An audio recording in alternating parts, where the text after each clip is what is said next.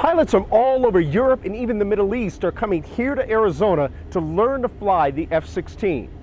Hawaiian clear for takeoff 120 on the heading inspection. Good.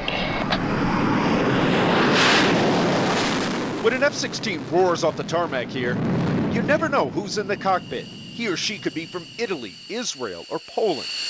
Pilots from Middle Eastern countries like Bahrain, Jordan, and the UAE are coming to Tucson to be trained by American instructors. We're training our allies so that they can fly, fight, and win with us. The F-16 has sort of become the Honda Accord of fighter jets.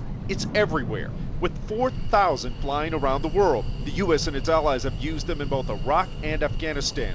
But the Defense Secretary says threats are emerging everywhere, and the U.S. only has so many resources. We've increased the number of international students that we're graduating every year. Now it's up to 70 foreign pilots a year. Doing it here with all our international allies makes it easier when they train and fight later. Each country pays the U.S. government, and the pilots are all screened by the State Department. But American relations with other nations do change over time, which raises the possibility of training a future enemy fighter. On the other hand, it could help nations like the UAE resist any potential threat from, say, Iran. 370-gallon fuel tanks indicate a system malfunction. Okay.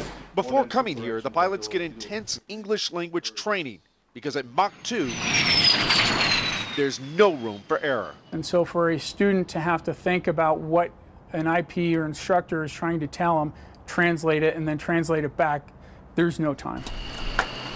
Lieutenant Colonel Jay Griffith says this program is strengthening bonds between militaries, and a more qualified foreign fighter only helps American pilots. Whether it's 6 months down the road or even 6 to 10 years down the road, we may be employing in combat with the students that we're graduating here.